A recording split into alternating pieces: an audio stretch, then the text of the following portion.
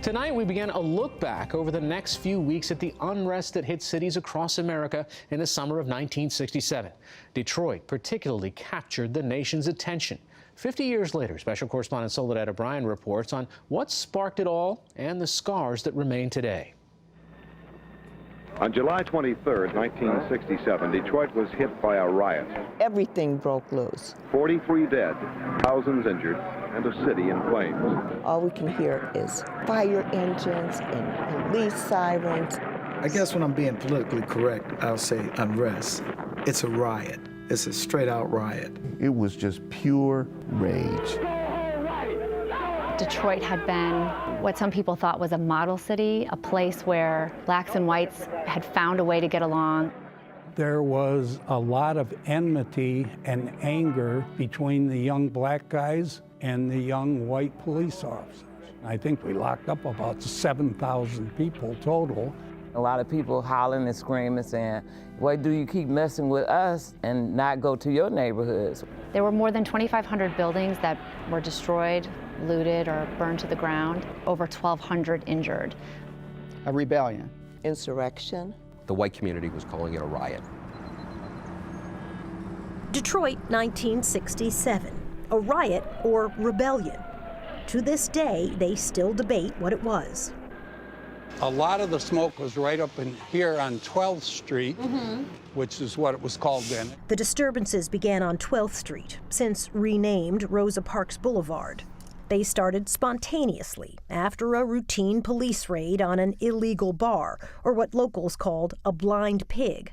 Dan McCain was a young street cop in Detroit's Tactical Mobile Unit. Each precinct had a vice crew, and they would arrest the proprietors and then probably write tickets to the rest of the guys.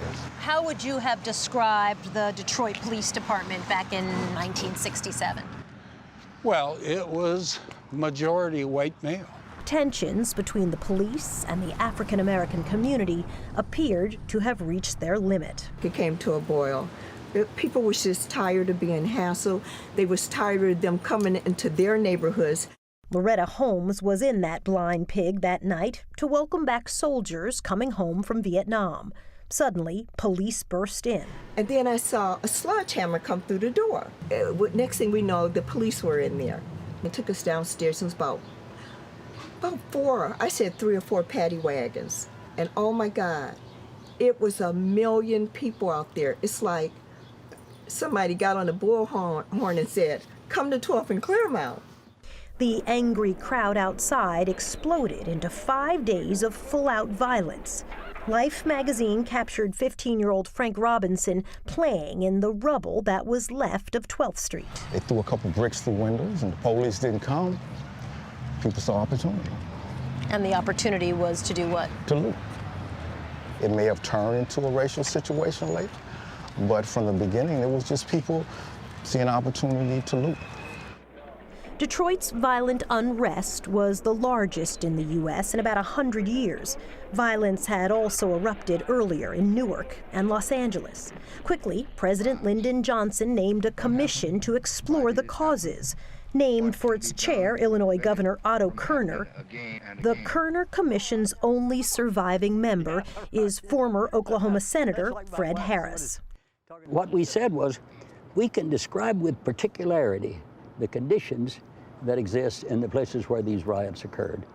Almost criminally inferior schools, no jobs, housing really terrible, and we have to get at these kinds of basic problems, and that's certainly true again. What was the biggest finding of the Kerner Commission report? Our nation is moving toward 2 societies, one white, one black, separate and unequal. The report was rejected by the president.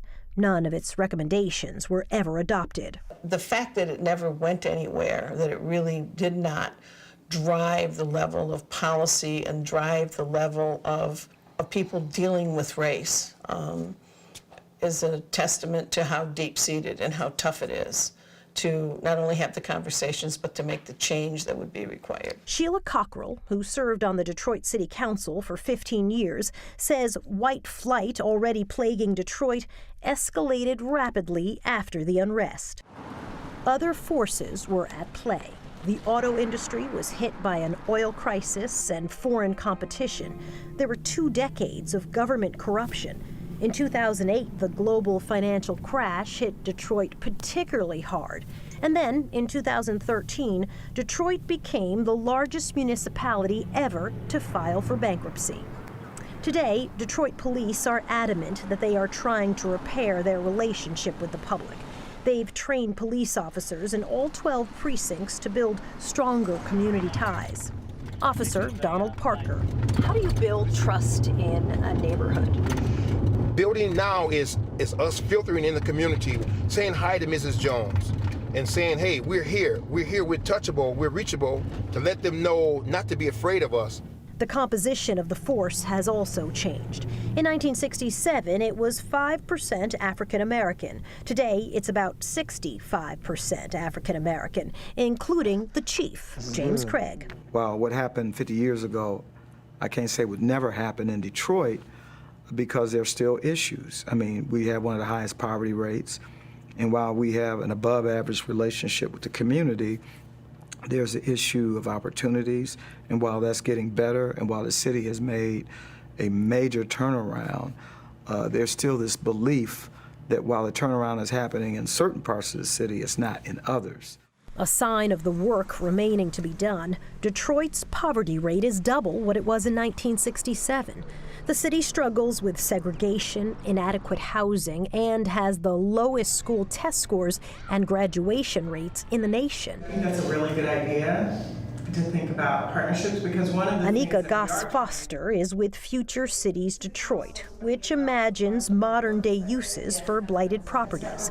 Goss-Foster's focus is the next 50 years. We call them dinosaurs, where there are old monster plants that are now sitting vacant in the middle of residential neighborhoods.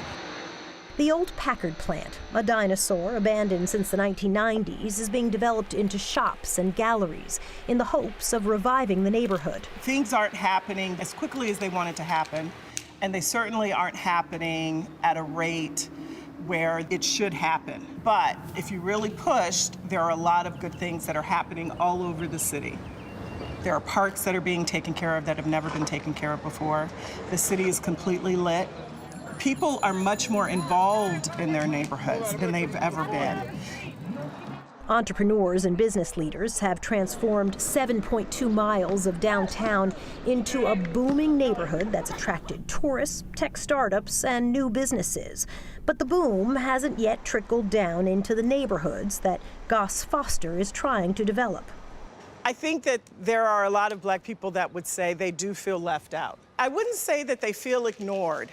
I think they feel like, when is it my turn, right? To get investment. To get the same kind of attention and investment. Neglect felt firsthand by Loretta Holmes. We don't have anything. There's nothing there anymore. So what happened to the neighborhoods? People moved out. People moved out. They left. They walked away. No one kept the property up. Remember I told you Loretta guys Holmes the other day, stayed behind. We were in Central. We were totally a community. We were a community. This is what we did.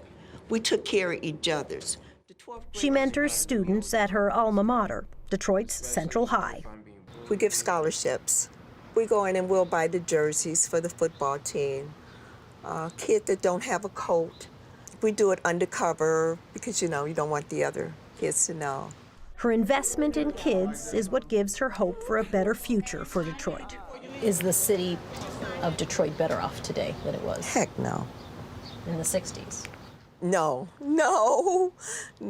Because as I said, better off than 60s, 5 years ago. Than 5 years ago? Yeah, because now I can see the change. I really can.